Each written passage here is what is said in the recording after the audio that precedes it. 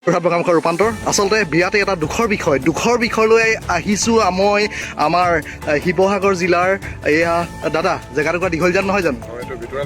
হয়, ভিতৰুৱাল দীঘলজানলৈ আহিছোঁ। কিয় আহিছোঁ, কি কথা কি বতৰা, খুব আচলতে দুখৰ বিষয়। এটা ল'ৰা আজি আকস্মিক আচলতে এই বানৰ আচলতে কবলত পৰি মৃত্যু হ'ল বুলি ক'ব লাগিব।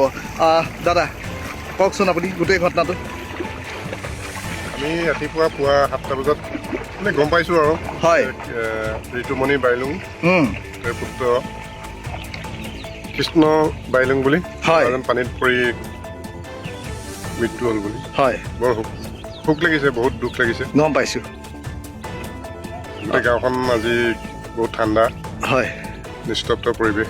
হয়, আচলতে আমিও যেতিয়া আচলতে খবৰটো পাইছিলোঁ আমাৰো অকণমান সময়ৰ অসুবিধা হ'ল। আমি এফালে গৈছিলোঁ, সেইকাৰণে আচলতে আমি তেতিয়া আহি পাবহি লাগিছিলে, কিন্তু আহি পাবহি নোৱাৰিলোঁ দাদা। উপায় নাই। জ্যোতিপ্ৰসাদ বৰঠাকুৰ কি কয়? সকলোকে নমস্কাৰ জনাইছোঁ। নতুনত্ব আৰু মানে কিবা আচৰিত ধৰণৰ কিছুমান দৃশ্য পথ আমাৰ সমাজৰ মাজত বা আমাৰ নিজ অঞ্চলত যদি উপলব্ধ হয় তাক চাবলৈ হাবিয়াস কৰে। আৰু এই তেনেকুৱা এটা হাবিয়াস লৈয়ে কণমানি ল'ৰাজন আহি পেলাই এই পানী বাঢ়ি আছে দীঘলজানৰ ভিতৰৰ দীঘলজানৰ মাজমজিয়াত দুফালে পথাৰ মাজতে এটা পথ, এই পথটিৰ পানী বাগৰাৰ সময়তে সেই কণমানি ল'ৰাজনে আহি এই দৃশ্যপথ চাবলৈ আহি থাকোঁতেই আহি পানী চোৱাৰ সন্মুখতে প্ৰবল সোঁতে তেওঁক উটাই লৈ গুচি গ'ল।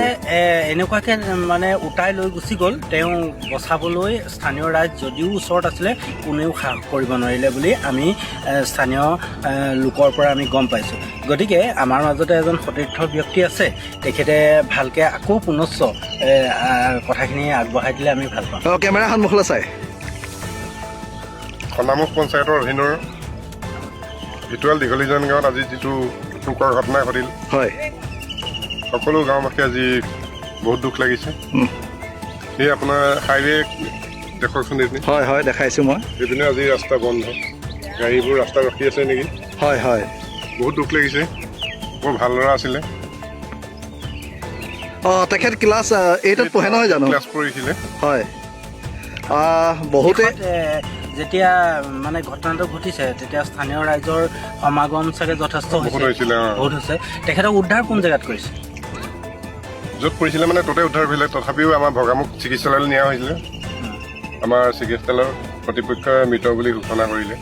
হয়, আৰু এটা কথা ক'ব লাগিব, জ্যোতিপ্ৰসাদ বৰঠাকুৰ আচলতে বন্ধুৰ এজন ল'ৰা। জ্যোতিপ্ৰসাদ বৰঠাকুৰৰ ফোনটো অফ কৰা। জ্যোতিপ্ৰসাদ বৰঠাকুৰৰ বন্ধুৰ আচলতে এজন ল'ৰা। তেখেতৰ নাম কি আছিলে? বন্ধুৰ নাম কি আছিলে? ঋতুমণি বাইলুং। ঋতুমণি বাইলুং। তেখেতে আমাৰ একেই মানে সহপাঠী আছিলে। হয়, এই ক্লাছতে আমি দুইজন আছিলোঁ। গতিকে তেখেতৰে সুযোগ্য সন্তান, দুটাকৈ সন্তান তেখেতৰ আছিলে। আৰু কিছুদিনৰ আগতে মই অতিকে সুখত এইটো কাৰণেই ভাগি পৰিছোঁ।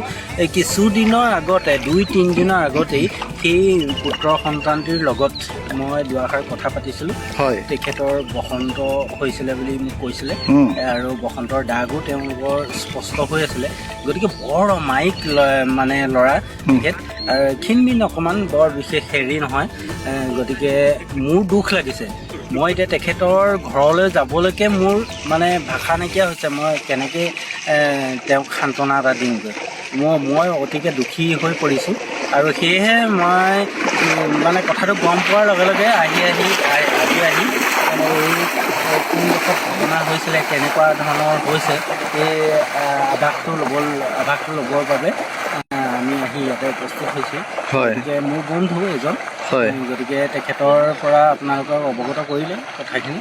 হয়, দুখ লাগিছে। হয়, আচলতে কাৰণো দুখ লগা নাই। আমাৰ যোৰহাট শিৱসাগৰ বুলিয়ে নহয়, অসমবাসীয়ে দুখ লগা এটা বিষয়। এটা উঠি অহা কণমানি ল'ৰা যেতিয়া আচলতে আকস্মিকভাৱে বানৰ কবলত পৰি মৃত্যু হয়, ময়ো ভগৱানক এটা কথাই প্ৰাৰ্থনা জনাইছোঁ, ইমানতে সামৰ আৰু প্ৰভু নহয় জানো হয়, হয় শেষত বিশেষ নকওঁ আৰু দাদাৰ লগত পুনৰ আমি মিলন হ'ম আৰু যেতিয়া হ'ম নিশ্চয় আকৌ যত যি সমস্যা আছে দাদাই আমাক খবৰ দিয়ে যে হয় ৰূপান্তৰ তুমি গুচি আহা হয় জ্যোতিপ্ৰসাদ তুমি গুচি আহা কিন্তু এইজন ইমানেই নম্ৰভদ্ৰ মানুহ বিয়াতে আমাৰ ভাল লগা এজন আচলতে দাদা এখেতৰ নিমন্ত্ৰণ ক্ৰমে আমি আহি পালোহি কিন্তু কথাটো শুনিছিলোঁ যদিও মই পুনৰ কৈছোঁ সময়ৰ অভাৱত আচলতে আমি আহি পাৰিব নোৱাৰিলোঁ এতিয়াও পুনৰ আমি আমাৰ যোৰহাট জিলাৰ অকণমান মানুহৰ ভিডিঅ' প্ৰচাৰ কৰিবলৈ যাওঁ শেষত আমাৰ দাদা আৰু জ্যোতিপ্ৰসাদ আৰু মই ৰূপান্তৰে আপোনালোকৰ মাজৰ পৰা আপোনালোকৰ